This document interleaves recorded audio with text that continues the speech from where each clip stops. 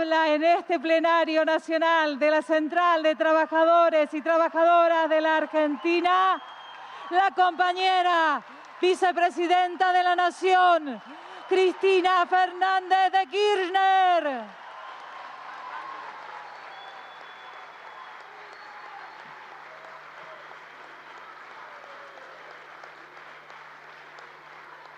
Muchas gracias.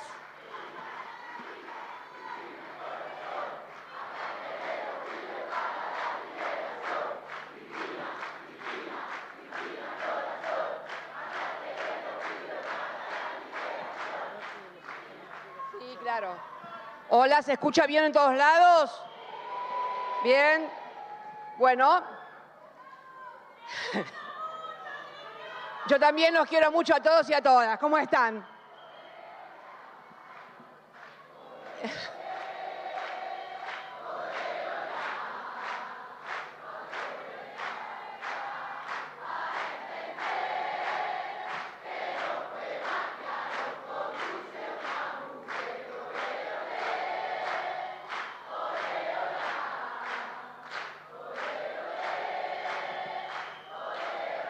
Bueno, muchas gracias. ¿Se escucha bien?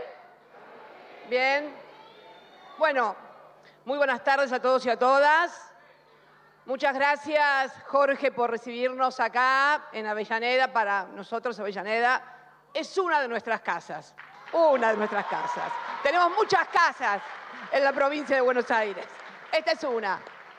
Y gracias, por supuesto, a la CTA, a Hugo, a toda la directiva de los compañeros y compañeras de la CTA, con la cual nos une y nos identifica no solamente el hecho de que hayamos compartido políticas de gobierno, creo que tenemos una mirada y una visión de la historia, de nuestra historia.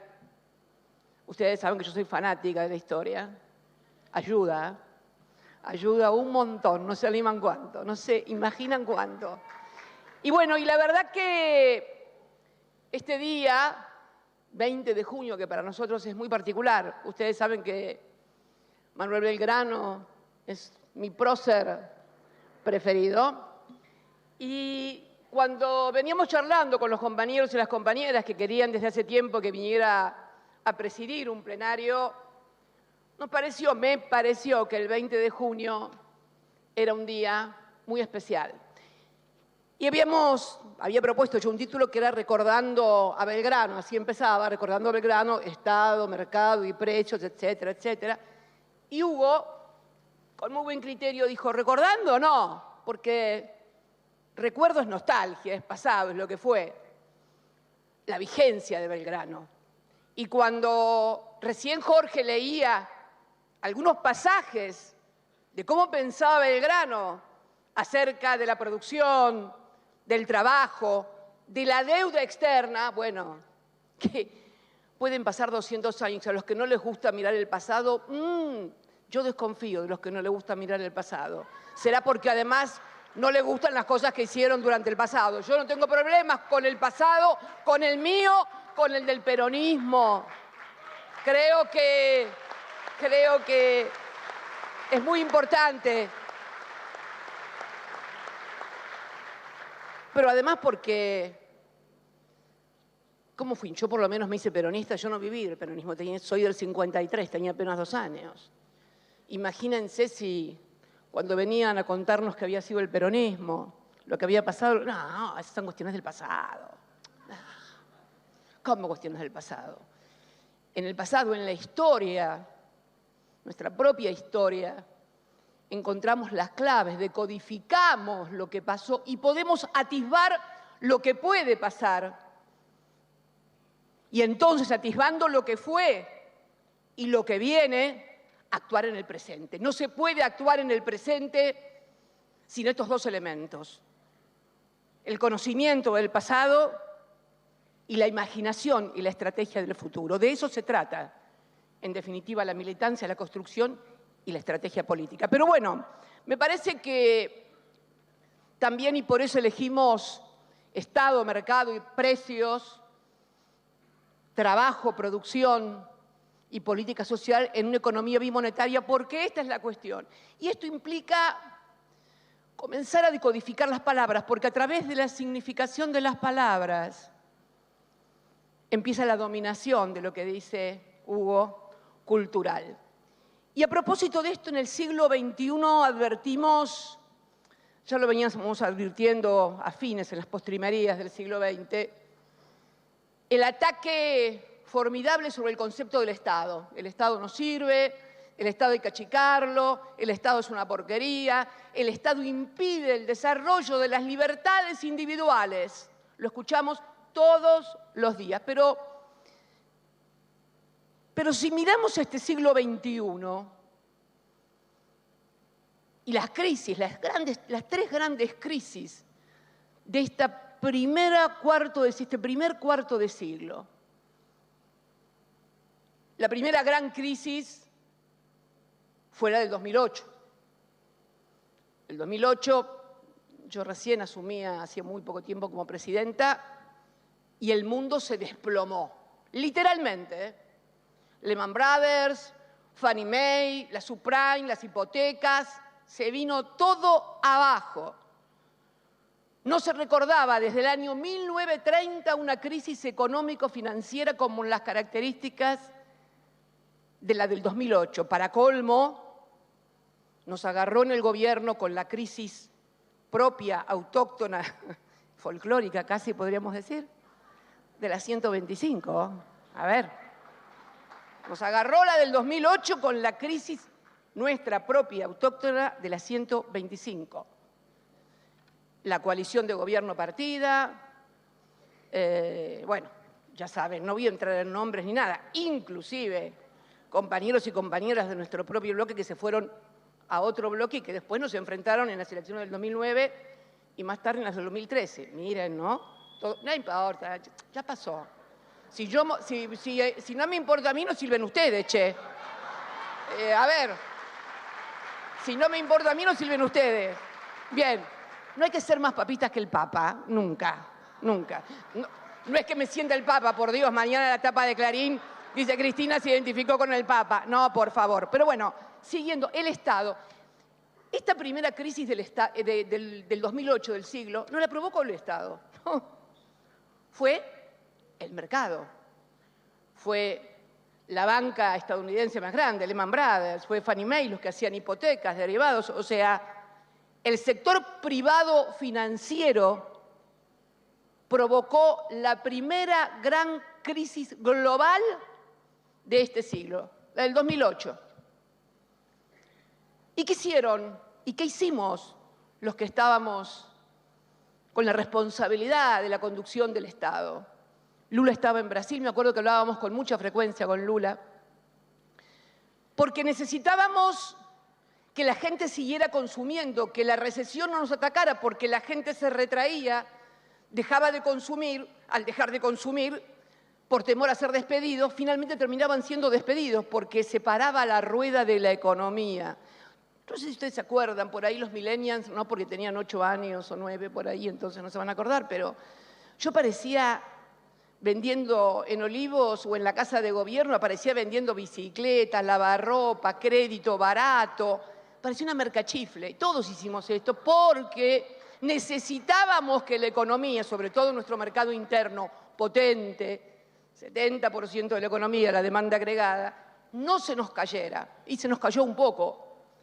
Pero afortunadamente, porque había un Estado, no se notó. Pero este Estado no fue solamente acá. En todo el mundo, el Estado salió a socorrer al sector privado. La Reserva Federal norteamericana, o sea, el Estado norteamericano, emitió 5 veces la base monetaria. 5 veces la base monetaria. Le dio a la maquinita y el Banco Europeo, ni te cuento, 5 o 6, ¿no, Axel? 5 o 6 veces la base monetaria del euro. O sea, el Estado emitía no para darle a la gente, sino para darle a los bancos, al mercado, que estaba quebrado. ¿Escucharon ustedes a algunos de estos brillantes economistas y consultores que nos dan clases todos los días desde la televisión, que no emitan, porque va a venir una inflación? No, nadie dijo nada, claro. cuando es para ellos, está todo bien. La segunda crisis vino después, en el 2009, una H1H, ¿te acordás que tuvimos? Pero fue incipiente ahí. Ahí fue cuando Mansur vino de ministro de Salud, se fue la que estaba, que Dios mío. No voy a hacer comentarios, porque además no corresponde que los haga. Sería de muy mal gusto y el mal gusto no es una cosa que me agrade ejercer.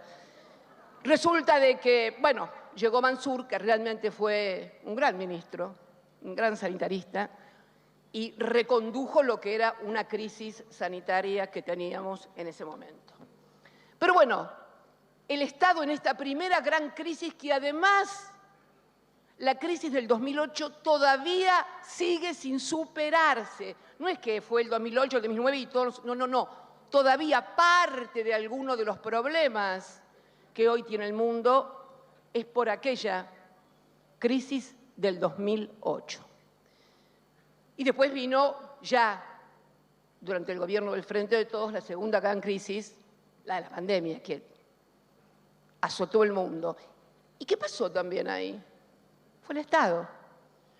Fue el Estado el que salió a hacerse cargo de todo. Y yo quiero que los argentinos y las argentinas, más allá de sus posicionamientos, más allá de la actitud de algún funcionario, no confundan nunca la actitud de algún funcionario con el Estado y lo que hizo ese Estado para enfrentar un fenómeno absolutamente desconocido, montando hospitales en tiempo récord, poniendo plata de los estados del mundo en los laboratorios para que investigaran y produjeran rápidamente una vacuna, más toda la ayuda social, que puede haber sido el IFE, y que fue no solamente aquí, fue en todo el mundo. El Estado, nuevamente. Ahora, imaginemos estos que tienen esa especial atracción para criticar y decir que el Estado no sirve para nada. ¿Qué hubiera sido sin Estado en el 2008 y sin Estado en la pandemia, encerrados, sin vacunas, sin todo? Esto es entonces lo que tenemos que pensar. ¿El Estado entonces es necesario? ¿Es innecesario? No, el Estado es imprescindible, sin lugar a dudas. Es imprescindible. La reducción al mínimo del Estado es solamente un ejercicio que sirve para quedar bien de ocasión en un discurso, en un canal de televisión o en una radio. Total, cualquiera puede decir cualquier cosa que da lo mismo. Y bien, el mercado entonces, el capitalismo, lo que podemos denominar, ustedes saben que yo he charlado ya en otras oportunidades, creo que lo hice en el marco del encuentro de parlamentarios en el CCK y también en el Chaco. En el Chaco creo que sostuve el tema del capitalismo totalmente ya independizado de cualquier ideología como un modo, el más eficiente tal vez, de producción de bienes y servicios a escala global. Pero yo creo que también ese capitalismo debe hacerse cargo de algo, porque cuando en el 89 cae el muro de Berlín, Hugo, Jorge, el muro, como yo digo, se cayó para los dos lados. Se cayó para el lado de un modo de vida, un sistema político que la gente ya no quería vivir más, claramente. Yo digo muchas veces que el arte reproduce las cosas con mayor eficiencia y claridad, ¿no? Hay dos películas que para mí son centrales. Goodbye Lenin, si la vieron, y La vida de los otros. Porque son dos aspectos del mismo drama. El Goodbye Lenin hacía alusión al que quería comprarse mermelada y no tenía, o sea, al consumo, a los bienes cotidianos, a lo que nos gusta comer, a lo que nos gusta ponernos una ropa, un par de zapatillas. La vida de los otros hacía alusión a algo más profundo todavía, al control social y estatal sobre el pensamiento, la vida, la opinión y la vida privada de los demás. La conjunción de estas dos cosas produce el colapso de un sistema. Y es como yo digo que también el muro cae para el lado del capitalismo. Convencieron a todos y a todos nos convencieron de que ser comunista era malo. Bueno, ahora somos capitalistas, pero queremos consumir, queremos tener acceso a la comida, a la ropa, a la vivienda, a la salud y a la educación. Porque si vamos a hacer capitalismo, hagámoslo en serio y para todos y todas. Para todos y todas, sin exclusiones. Entonces, digo, en esto que vivimos de Estado y mercado y la Argentina, precios era el otro concepto que habíamos incluido, ¿qué es lo que escuchamos en esta Argentina donde una vez más la inflación parece haberse disparado? Bueno, los mismos que durante todo el tiempo van a los canales de televisión a decirnos que el Estado es el culpable de todo lo malo que nos pasa y el sector privado solo es bondad, benevolencia, etc. Nos dicen que en realidad la inflación la produce el déficit fiscal. Esto es. Y ojo que no voy a hacer una apología del déficit fiscal, estoy tratando de analizar realmente cuáles son las causas de este fenómeno único en la Argentina, porque inflación hoy tenemos después de la guerra, que fue la tercera crisis grande que tenemos en lo que va del siglo XXI entre Rusia y Ucrania, y que provoca la estampida fundamentalmente de precios en materia de energía y de alimentos, pero ojo, ya en la Argentina teníamos una inflación que nos es propia, histórica y que casi integra el ADN de las últimas décadas. ¿Cuál es la diferencia? ¿Ustedes se acuerdan que yo en Chaco mencioné a Simón Kuznets, aquel famoso premio Nobel, analista de los países emergentes y desarrollados y del término PIB, Producto Bruto Interno, que decía que había 4 tipos de países en el mundo: los desarrollados, los emergentes, Japón y Argentina. Bueno, sí, esto lo decía muy claramente.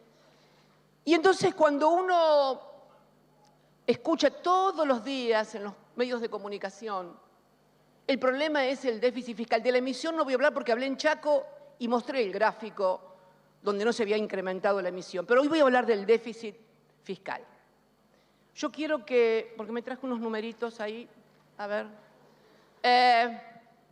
G20, ustedes saben, el G20 del cual la Argentina forma parte, se integra por países desarrollados y emergentes. Nosotros somos parte de los emergentes. Miren, ahí está el resultado fiscal primario de las economías del G20. Miren en la posición de déficit que está la Argentina, 13ª, 13, el número de la Jetta. Ahí estamos. Fíjense, todos los países anteriores tienen muchísimo más déficit que nosotros. Este es el primario. Fíjense, Estados Unidos, ese se lleva las palmas. Estados Unidos se lleva las palmas. El mayor déficit fiscal lo tiene, y no de ahora del 21, vienen históricamente con déficit fiscal. Lo mismo países como Francia, como Japón, déficit fiscal. ¿Me ponen el mapita? Miren, este es el mapita. Sí, no hace falta que lo explique. Los rojos, los más intensos, los menos intensos, tienen que ver con los países del mundo que tienen resultado fiscal primario. ¿Qué es primario? Antes de pagar la deuda, antes de pagar los servicios financieros de la deuda, tienen ese resultado. Vamos con el resultado fiscal definitivo después de pagar deuda, por favor. Que son números también, columna.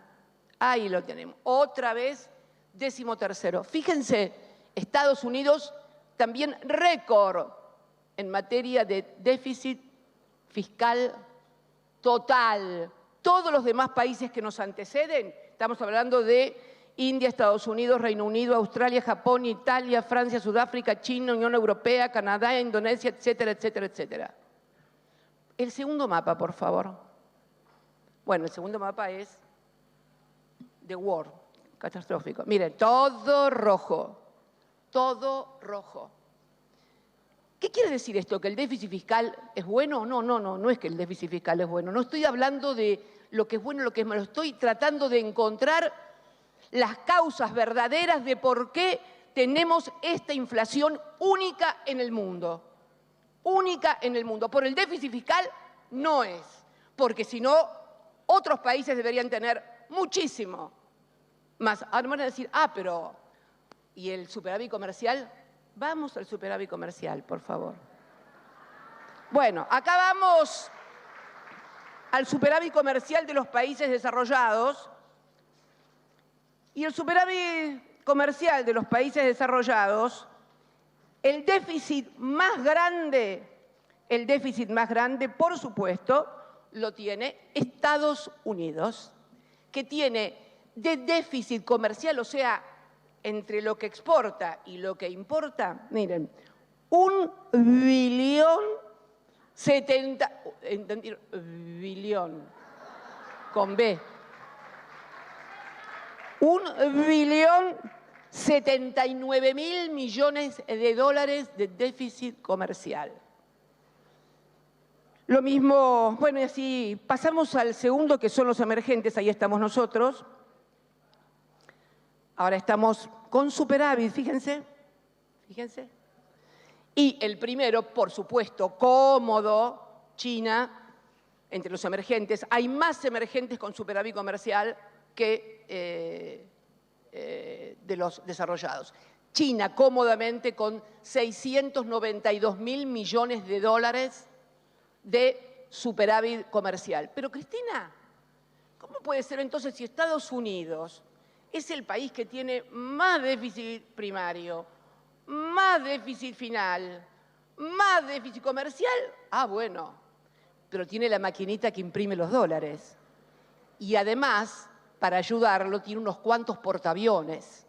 Entonces, mis queridos amigos y compañeras, el déficit, que es un concepto económico, no matemático, no necesariamente es el causante de los desmadres económicos y de la superinflación. Bueno, ustedes me dirán, los liberales también, ahora que están de moda los libertarios, habrán escuchado hablar de la oferta y la demanda. Otra de las causas también, aparentemente, de la terrible inflación. Estaríamos violando los argentinos un principio liberal que es el de la oferta y la demanda. ¿Cuál es?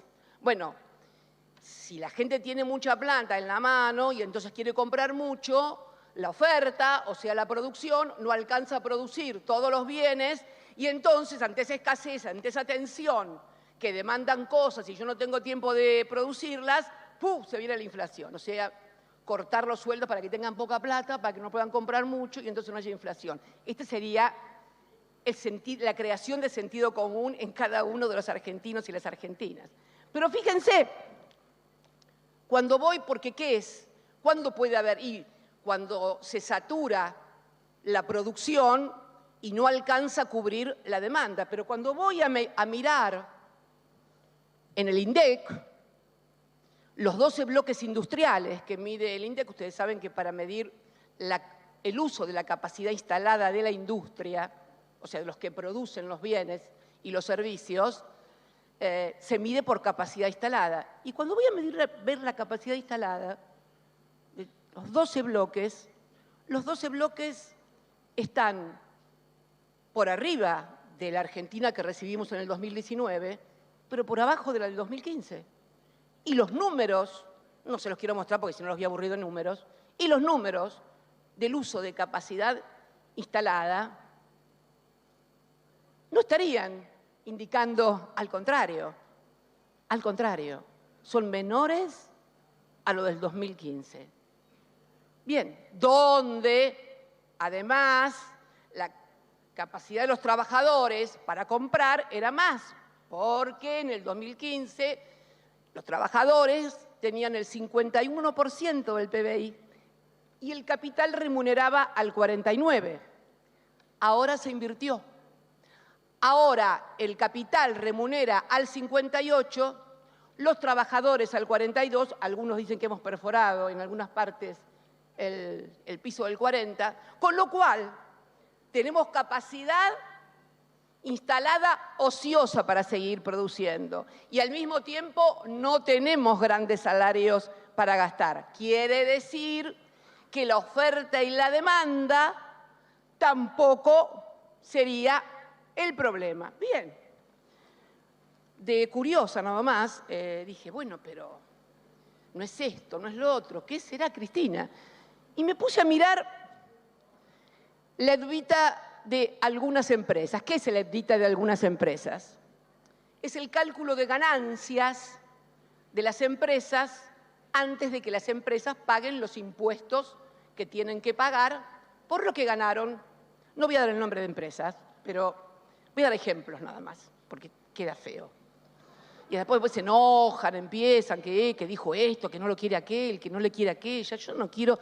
A ver, yo quiero a mis compañeros, a mis compañeras, quiero a mis hijos, pero esto no es un problema de amores y odios, es un problema de plata.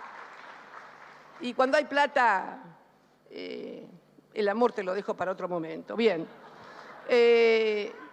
Y bueno, cuando voy a mirar, por ejemplo, el EBITDA, o sea, las ganancias de una de las empresas alimenticias más importantes del país, no voy a dar más datos porque si no se van a dar cuenta, averigüen si quieren, la variación entre el 19 y el 21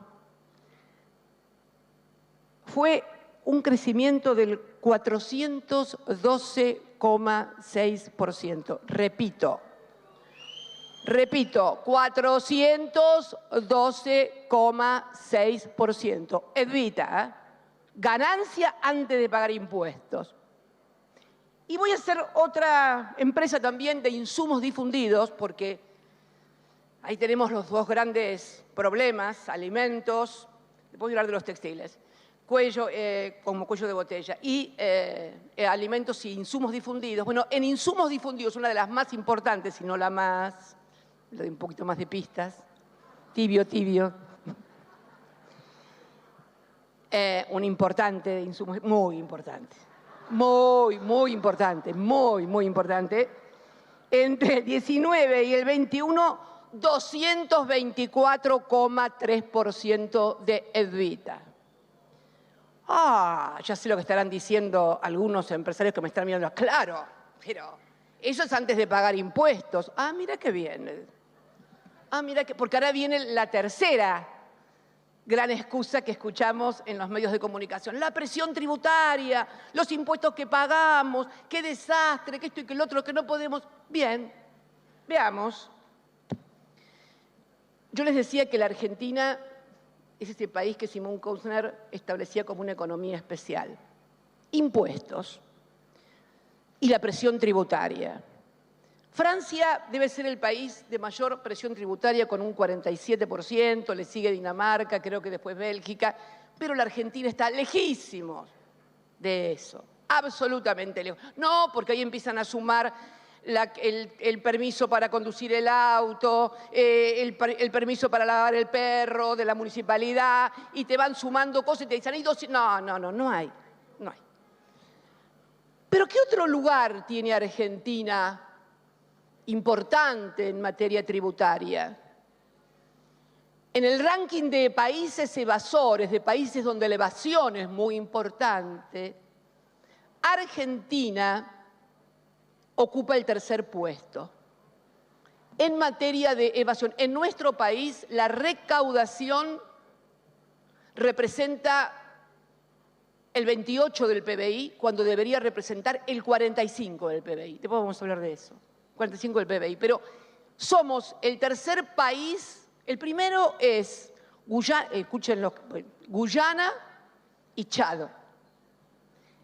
El segundo podio está ocupado por Malta, que no es una cerveza, ni una marca, ni nada. Es un lugar donde parece ser que hay muy buenos negocios porque grandes destinos de exportación de la soja van ahí a Malta. Vaya a saber uno por qué. En fin, Malta. Y el tercero, Argentina. Tercer país evasor en el mundo. Tercer país evasor en el mundo. Junto a Comoras, a Zambia, a Pakistán y no me acuerdo a qué otro país más. Pero junto a este podio de tercer país evasor tenemos otro podio. En los países con formación de activos en el exterior también somos terceros. Miren qué casualidad. Somos terceros en evasión y terceros en formar activos en el exterior. Esto es, ciudadanos que sacan dólares, porque los pesos, ojo, no se llevan pesos al exterior, no los aceptan, dicen. Parece ser que en el exterior aceptan únicamente euros y dólares, así que, y por supuesto, en todo lo que estamos viendo a diario, no hay un euro blue, ni hay un contado con liqui, es todo dólar. Y vamos aproximándonos al gran y verdadero problema de la Argentina, que es la economía bimonetaria. Vamos aproximándonos al verdadero y real problema de la Argentina. Y entonces tenemos que la Argentina es el tercer país en evasión del mundo y el tercer país en formación de activos en el exterior. Lo dije en la Plaza de Mayo, creo, el 10 de diciembre, cuando dije que no es que nos falten dólares, los dólares están afuera. Y eso es el problema que hoy tenemos. Lo dije en Chaco y lo vuelvo a decir ahora, la escasez en dólares y la economía bimonetaria. ¿Por qué? Porque en realidad la necesidad de tener dólares para financiar las importaciones, que eso es otro problema que tenemos también de la producción, se forma en activos en el exterior. No es que no haya dólares o nos falten dólares o que la economía argentina no produzca dólares. La economía argentina produce dólares que se evaden bajo muchísimas formas. Las importaciones, lo que dije y le molestó por ahí a alguno el otro día en YPF, Festival de Importaciones, sí, hay Festival de Importaciones. Hay Festival de Importaciones.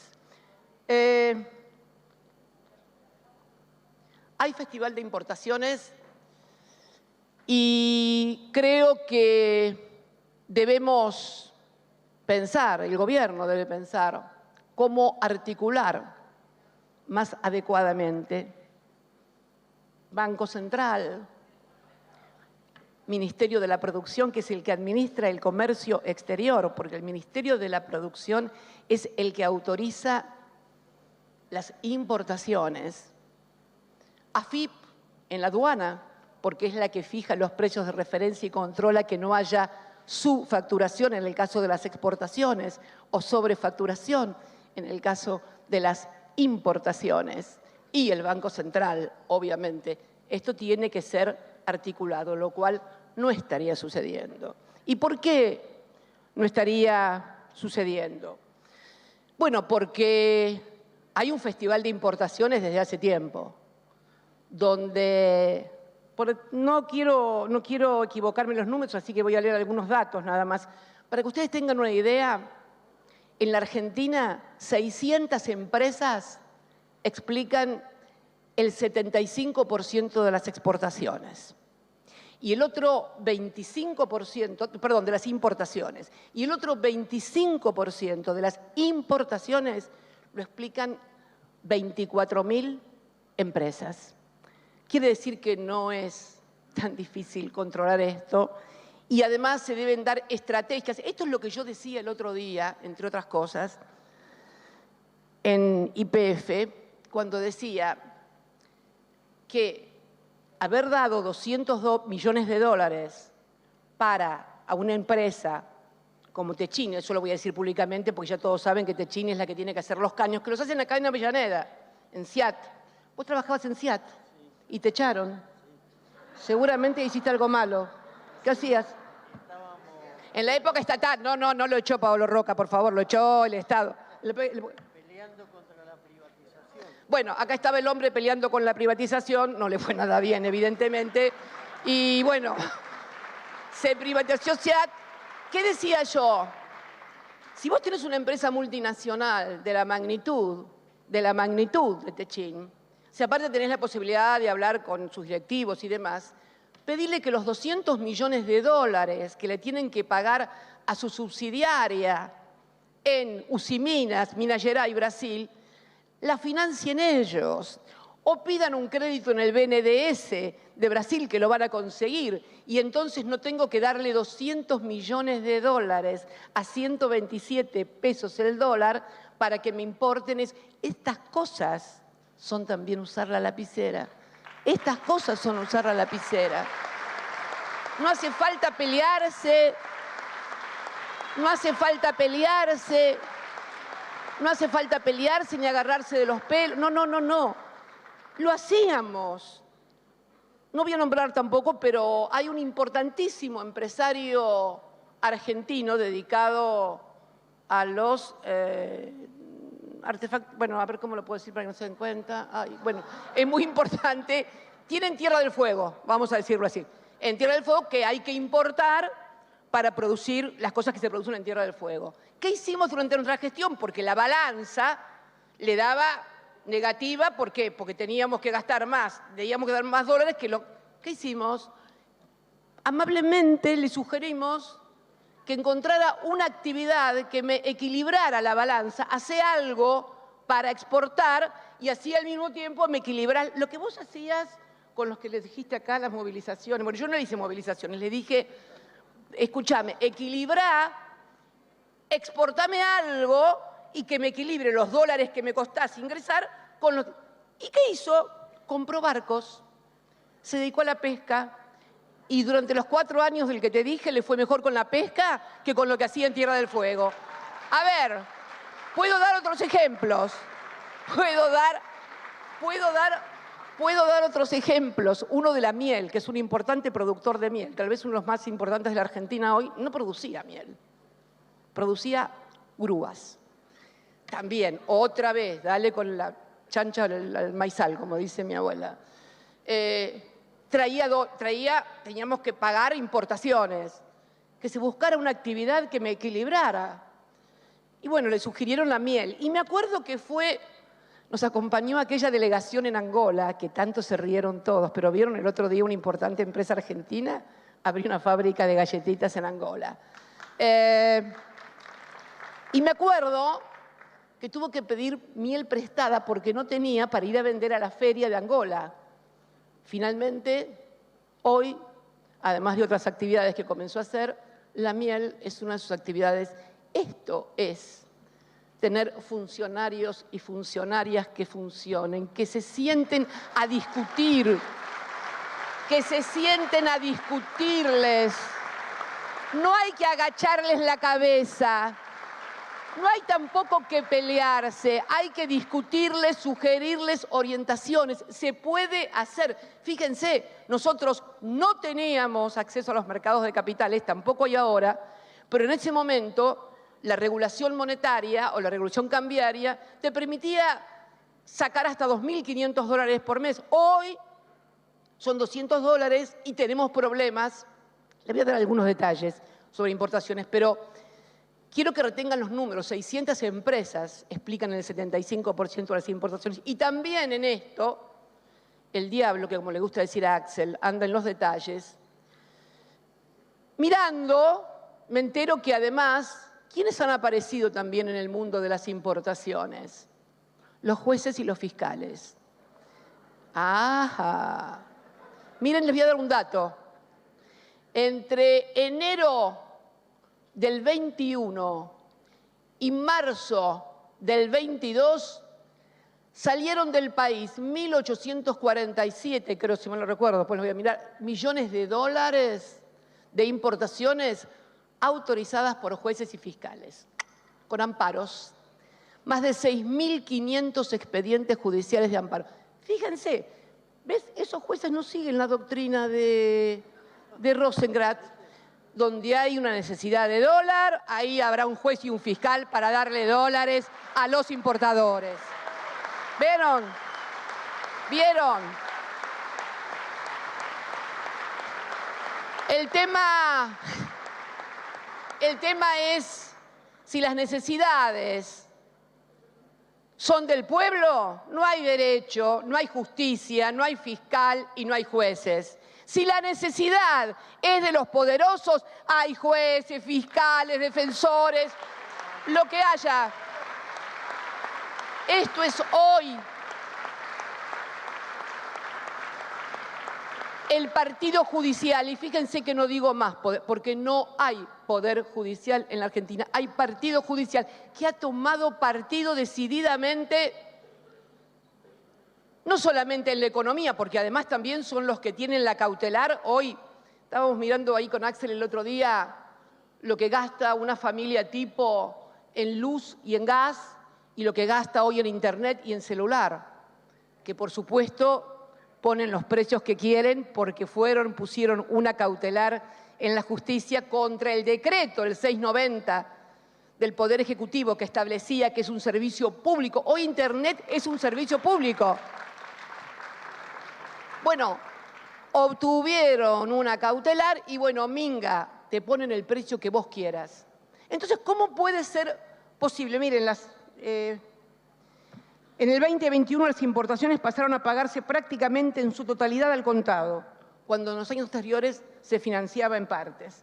Se incrementaron exponencialmente las importaciones. Por eso, miren, cuando en La Plata, yo no sé si ustedes se acuerdan, pero en La Plata, allá por el 20 de diciembre, si mal no recuerdo, del 2020, 20 de diciembre del 2020, dije en un acto donde me acuerdo que habló Axel, Máximo, más habló, Sergio habló antes que yo, y anunció que en el año 2021 iba a haber un crecimiento de la economía. Y sí, claro que iba a haber un crecimiento de la economía. ¿Se acuerdan lo que yo dije cuando me tocó hacer uso de la palabra? Que ese crecimiento no se lo lleven 3 o 4 vivos, que había que alinear precios, sobre todo de los alimentos, salarios, jubilaciones, tarifas, y luego hizo una alusión a los funcionarios. Que aquellos porque es cierto, medidas cautelares, los jueces te persiguen, te procesan si le decís que no, etcétera, etcétera. Dije que aquellos que tenían miedo a firmar, a tomar decisiones, a hacer conocer a la sociedad lo que pasa, que bueno, que podían buscarse otro trabajo. Porque no es obligatorio ser ni legislador, ni legisladora, ni ministro, ni ministra. Y la verdad que estas son las cosas que por ahí aparecen como discusión y como pelea, que son miradas diferentes acerca de cuál es el rol, lo que vos hacías. Yo recién te escuchaba a vos, Jorge, contar todo lo que hiciste aquí en Avellaneda, movilizaste, te fuiste contra las empresas que te hacían juicio. Bueno, a mí me gustaría que esa experiencia también la cuentes en el Gabinete Nacional para ver si pueden hacer lo mismo que vos y podemos mejorar las cosas. Porque la verdad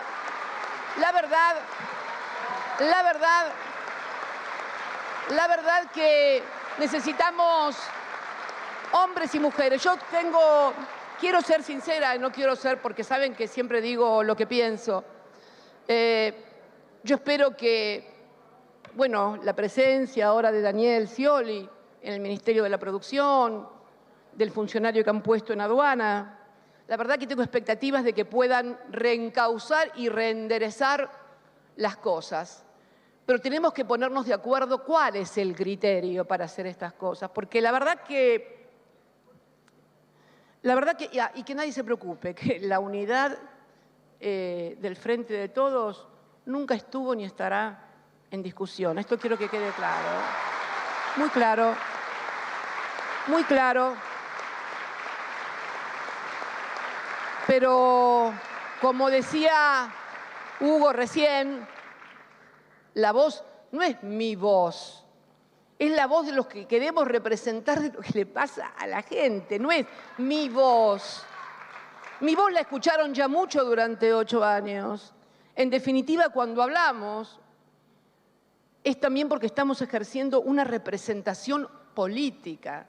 No estamos acá únicamente. Yo miraba recién ese video, tal vez esto no sea entendido porque tal vez las vivencias no fueron todas iguales. Y es cierto que no fueron todas iguales.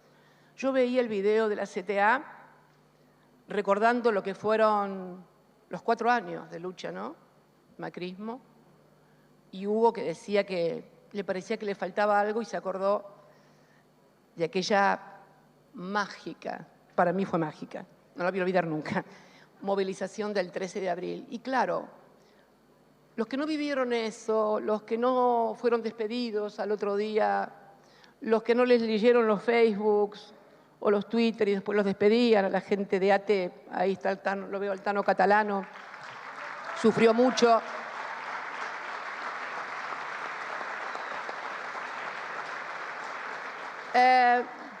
Es muy posible que entonces no se tengan las mismas vivencias. Pero bueno, creo que todos tenemos que hacer el esfuerzo, pero no el esfuerzo de quedar bien entre nosotros. A mí no me interesa quedar bien con ningún funcionario, me importa un pito. A mí me importa quedar bien con la sociedad, con los argentinos, con los que confiaron en nosotros, con los que nos votaron. Con esos me interesa quedar bien. Y a eso no voy a renunciar, pero es fundamental que entendamos que el gran problema que hoy tiene la Argentina, la inflación, es producto de lo que decía yo, la evasión. ¿Por qué? Porque a todo proceso de evasión, primero estuvo un proceso de endeudamiento, porque si yo tengo dólares en el exterior, acá los dólares no se fabrican. Quiere decir que para que yo pueda sacar dólares de la Argentina, tengo primero que ingresar los dólares, porque si no, es imposible. Este proceso ultrainflacionario que estamos viviendo hoy en la Argentina es el producto del endeudamiento criminal de los 4 años del macrismo. Esto tenemos que tenerlo muy claro, muy claro, muy claro. Por eso ahora intentan decir que es el déficit fiscal o es la oferta y la demanda, y además que los empresarios no tienen nada que ver. ¿Tiene sentido común, compañeros, compañeras, compatriotas? ¿Tiene sentido común que empresas, por ejemplo, 2 empresas controlan el 70% del mercado o más del cemento? Una sola, lo de aceros planos, otra sola, la de aceros verticales. Entre 2 o 3 alimenticias, el 80% de todo. Y así puedo seguir sucesivamente. ¿Es sensato? ¿Es de sentido común decir que esas empresas con esas rentabilidades y ese poder no tienen nada que ver en la formación de los precios? No digo que sean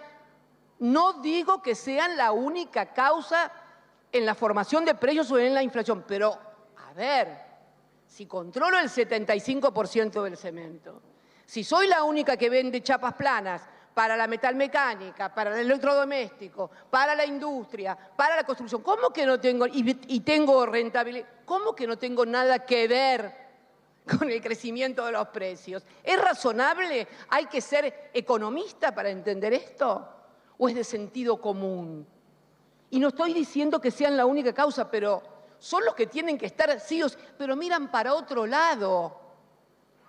Como el perro que volteó la olla, como que no tuvo nada que ver. ¿Cómo que no tenés nada que ver? Pero además, nadie se hace cargo que durante 4 años, en la Argentina entre el 16 y el 19, se aplicaron todas y cada una de las políticas que querían el sector privado. Miren, nos decían que si se eliminaban los derechos de exportación, comúnmente conocidos como retenciones, iban a producir más y todo iba a estar más barato.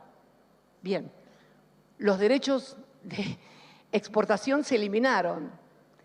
pero no sirvió para nada, porque no solamente desfinanciaron al Estado, sino que las cosas no bajaron.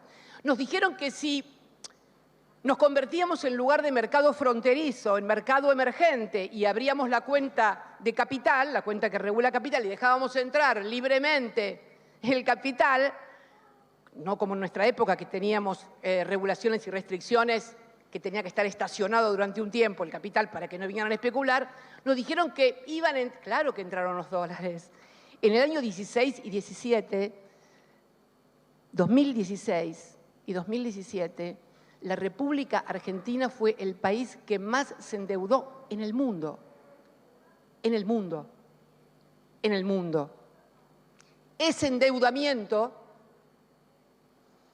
esa restricción que hoy tenemos, y para colmo, la frutilla del postre. Hace 4 años, hoy, un 20 de junio, a veces pienso que lo hacen a propósito.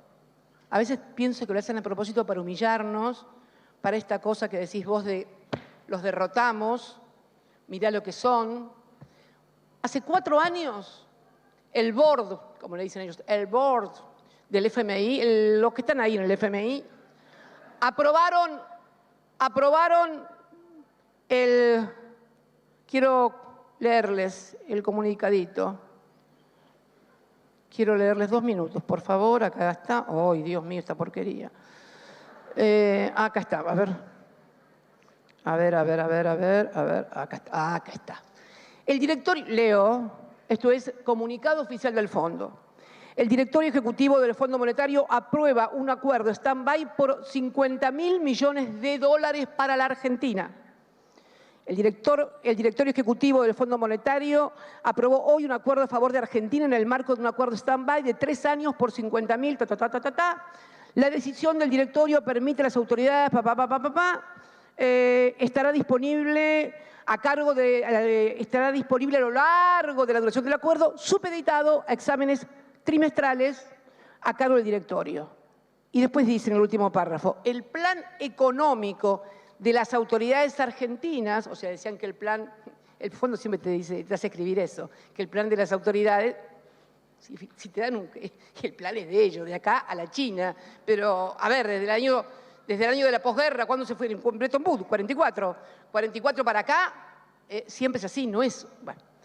El plan económico de las autoridades argentinas, respaldado por el acuerdo stand-by, busca reforzar la economía del país, restableciendo la confianza del mercado, 18 estoy hablando, mediante un programa macroeconómico coherente que reduce las necesidades de financiamiento, encausa la deuda pública argentina por una trayectoria descendente firme y afianza el plan de reducción de la inflación mediante metas de inflación, etcétera, etcétera, etcétera, etcétera. Hoy, hace exactamente 4 años de esto. Y hoy junto al endeudamiento privado que superó largamente los $100.000 millones, constituye el verdadero fundamentals del proceso inflacionario que tiene la Argentina. Todos los procesos inflacionarios que tuvo la Argentina fueron precedidos de un ciclo de endeudamiento previo. Pasó con la dictadura, donde nos cambiaron la matriz económica y donde aparecimos en octubre del 83 con $45.000 millones que estaba estatizado. Miren los del Estado y el mercado. El Estado había tomado la deuda de los privados, de los grandes grupos privados, y la había estatizado. Para eso el Estado era fantástico. Para eso fue buenísimo. Y habíamos pasado de $5.000 millones de deuda y una matriz productiva basada de acumulación de capital basada en el trabajo, habíamos pasado a una matriz financiera que terminó el proceso hiperinflacionario de Alfonsín. Lo mismo pasó más tarde con el endeudamiento, que fue peor porque se quedaron con los ahorros de todos los argentinos y directamente voló el país. Pero toda crisis económica e inflacionaria previa es el endeudamiento. ¿Y por qué? Porque es acá donde juega la economía bimonetaria. cuando se acaban los dólares o cuando el mercado atisba que no va a haber dólares, comienza la carrera por la devaluación y apretar entonces. Por eso comienza la brecha entre los dólares financieros, el famoso dólar blue, que hoy hacen pingües negocios, entre ellos con las importaciones. El otro día escuchaba a un economista fundamentar todas las maniobras especulatorias, defraudatorias en materia de importaciones por la brecha. No, lo que pasa es que cuando hay una brecha, decía, pero muy serio lo decía, mira vos, o sea que el problema no es la honestidad o la deshonestidad, es la brecha. O sea, como la brecha es muy grande, la gente tiende a ser ¿qué? A cometer delitos, a sobrefacturar importaciones, a generar importaciones que no existen, en fin. Esto es lo que está pasando. Y entonces, esta economía bimonetaria, que no solamente necesita dólares para pagar las importaciones, que todavía nuestro aparato productivo demanda para tener actividad, es la que también se le exigen los dólares para la fuga en el exterior. Y son los dólares también para el atesoramiento, porque además hasta, salvo las transacciones domésticas, hasta para comprar una casa o un departamento, te piden dólares. Esta es la economía y este es el drama. Entonces, cada vez que el país se endeuda en dólares, la economía bimonetaria hace saltar al país por los aires. Pero lo tienen que entender todos los argentinos. Fueron los 4 años de endeudamiento brutal y duro los que nos han traído hasta acá, más allá de las diferencias que yo tengo con la gestión en el día a día para abordar esto y fundamentalmente para hablar con la sociedad y contarle estas cosas, porque la gente tiene demasiados problemas. Y muchas veces también los cantos de sirena. Fíjense, entonces miren, yo venía para acá y digo, pero la pucha, yo me imagino a la mayoría de la gente no es ni militante, ni está identificada con Juan, Pedro, José. Digo, a ver, los que provocaron la deuda, los que endeudaron, los que nos trajeron hasta acá de vuelta con el Fondo Monetario, Néstor lo había sacado del país. Lo había sacado del país. Los que nos trajeron hasta acá, ahora dicen que nos van a dar las soluciones. Para colmo, ahora apareció uno que también dice que el mejor ministro de la historia fue Cavallo, así que te imaginas la gente, digo, que estamos para el suicidio colectivo, onda Guyana, onda Jim Jones. Esta es la verdad.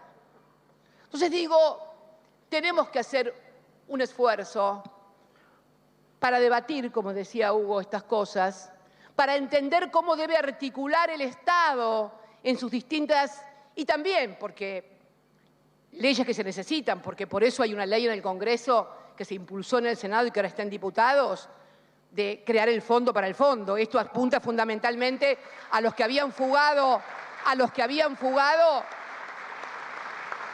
pero claro, nadie la quiere aprobar en diputados, digo. En Senado la discutimos y obtuvo media sanción.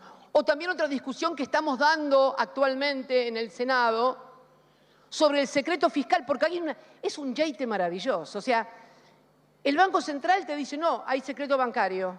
Los de la Comisión Nacional de Valores te dicen, no, hay secreto bursátil. Y la señora FIP te dice, no, hay secreto fiscal.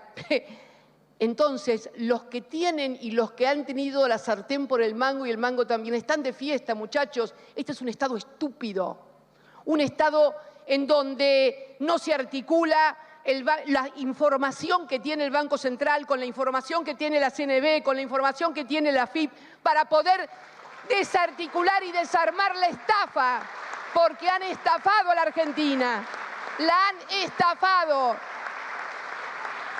Y todos tienen miedo. No, que no puedo hacer eso porque hay secretos. No, que no puedo. Bueno, sí es cierto que existen, pero tampoco no hay voluntad ni actitud de cambiar las cosas para desarmar lo que ha constituido una verdadera estafa de los argentinos. Por eso creo que es necesario charlar estas cosas y finalmente, bueno, también iba a hablar del trabajo, pero ya es como que mucho tiempo, ¿no?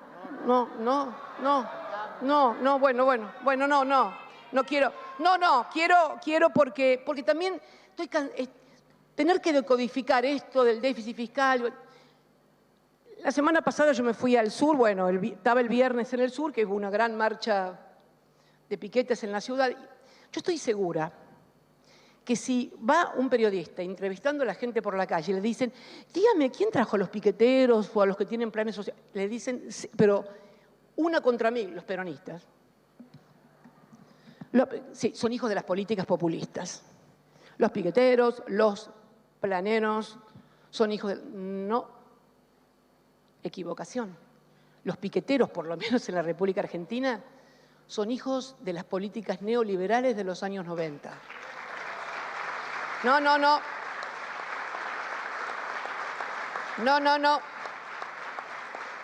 No nacieron con ningún gobierno populista. Fueron el producto de los altos índices de desocupación y de la falta de trabajo y oportunidades en la República Argentina. Y también lo recuerdo porque cuando en el año 2003 Néstor asume como presidente, había el plan, ¿te acordás, Jorge? Jefes y jefas de hogar que había creado Eduardo Duhalde, que lo había creado bien. Ojo, no estoy criticando la creación porque en ese momento se había caído el país, había estallado en 1000 pedazos, índices de desocupación volaban por los aires, la gente, en fin. Había 2.200.000 planes jefes y jefas de hogar. Lo recuerdo como si fuera hoy, lo escribí en el libro, sinceramente, y además lo tenía Carlitos Tomada, ministro de Trabajo, y sí, gran ministro de Trabajo, extraordinario ministro de Trabajo, sí. Lo tenía Carlitos Tomada y se lo pasó en Desarrollo Social a Alicia Kirchner. 2.200.000, claro, había 23% de desocupación, 2 dígitos. Cuando terminó la gestión, en el Ministerio de Desarrollo Social quedaban algo así como el 10% de aquellos planes, 220.000 planes. Me acuerdo también muy bien porque una de las últimas inauguraciones que hice fue en la ESMA y ahí trabajaron las mujeres del plan Ellas Hacen y de Argentina Trabaja, que habían hecho trabajos de plomería, de albañilería. Y yo quiero ser absolutamente sincera. Hoy tenemos 7% de desocupación. Estamos solamente a 1,1 de alcanzar el 5,9 que teníamos allá por el 2015. Pero tenemos 1.300.000 planes. Hay algo que va a haber que revisar, porque con esa desocupación del 7%, deberíamos tener menos planes sociales. Y ojo que no estoy poniéndome en el lugar de los que andan contando cuánta plata le dan a los pobres. Puedo pararme frente a cualquier argentino para decirle que fuimos nosotros los que creamos la asignación universal por hijo. Así que me acuerdo expresiones tales como se van por la canaleta de la droga o de las mujeres que se embarazaban para cobrar la asignación universal por hijo. Las cosas que hemos tenido que escuchar. Pero digo que el Estado Nacional debe recuperar el control, la auditoría y la aplicación de las políticas sociales que no pueden seguir tercerizadas. No pueden seguir tercerizadas. No pueden seguir tercerizadas.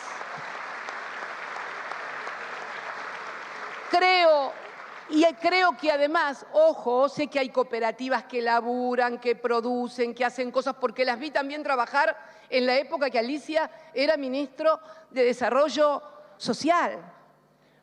Pero es el Estado el que debe tener, así como el Estado tiene el monopolio de la fuerza, o se le ocurre a alguien que podemos tercerizar la policía, no. el Estado debe recuperar ese rol y transparentar frente a la opinión pública todo esto, porque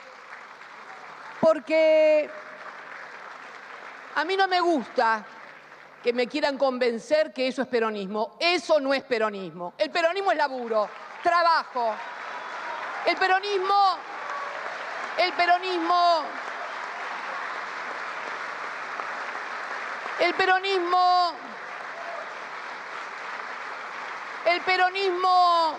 no es depender de un dirigente barrial para que me dé el alta y la baja, no. Y sobre todo las mujeres, que son las más explotadas. Y sobre todo las mujeres, que son las más explotadas. Son las que revuelven, las mujeres son las que más las basurean en prácticas misóginas y machistas, son las que revuelven las ollas en los merenderos, son las que cuidan a los pibes y son las que siempre tienen que ir a laburar. Los tipos rara vez laburan, las que van a laburar son siempre las mujeres. Es así, es así. Y ustedes saben que es así.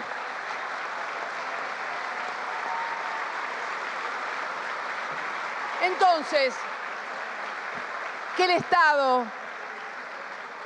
recupere en nombre de los que nos dieron vida, en nombre de Perón y de Evita. Si Evita lo viera, mamita, imaginando y leyendo todo lo que hizo Evita, mamita, bueno, no, por favor, ahí, no. No quiero extenderme mucho, ya son las casi 6:30, muy largo. No, nada, simplemente decirles, porque me gustó mucho lo que dijiste vos, Hugo, el tema de la relación de fuerzas, ¿no? Y esta cosa de la relación de fuerzas. Y lo escuchaba recién a Jorge contar cómo les armó una movilización a los que no querían pagarle la tasa, no sé qué cosa. Y también pienso en Belgrano, ¿no? En la relación de fuerzas. O en San Martín. Digo yo, si San Martín hubiera pensado en la relación de fuerzas, ¿quién cruzaba la cordillera de los Andes? ¿Quién cruzaba la cordillera de los Andes? Si Belgrano hubiera pensado en la relación de fuerzas, ¿qué hubiera hecho en el éxodo jujeño? ¿Cómo hubiera...? Bueno, ustedes ya saben lo que hizo en el éxodo jujeño. No lo voy a contar lo que hizo en el éxodo jujeño porque si no van a decir mañana que quiero hacer cosas feas.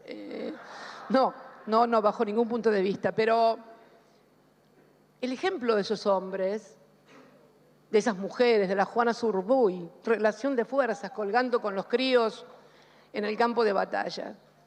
Este país existe porque hubo hombres y mujeres que no pensaron en la relación de fuerzas cuando tuvieron que tomar las decisiones y las acciones que había que hacer.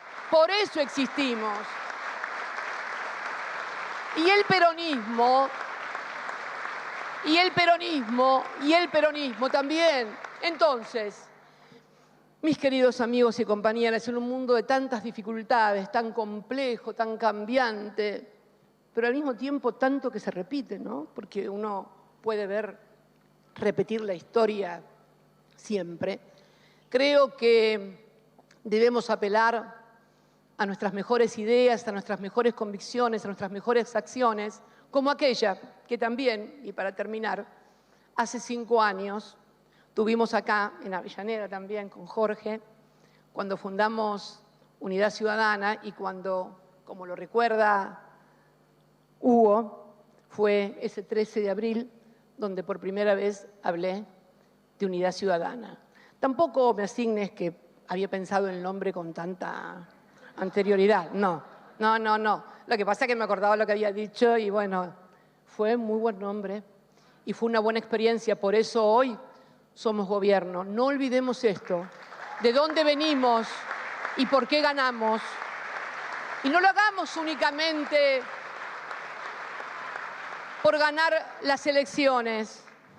Ganar las elecciones para no cambiar nada, mejor quedarse en la casa. Así que yo lo que creo sinceramente es que debemos apelar a lo mejor nuestro, confiar en nuestras fuerzas, en nuestras ideas y sobre todo hablar mucho con la gente, hablar mucho, explicar, porque además cuando uno habla con la gente escucha también la contrapartida, lo que le dice el otro y puede seguramente construir una idea, una sociedad y un país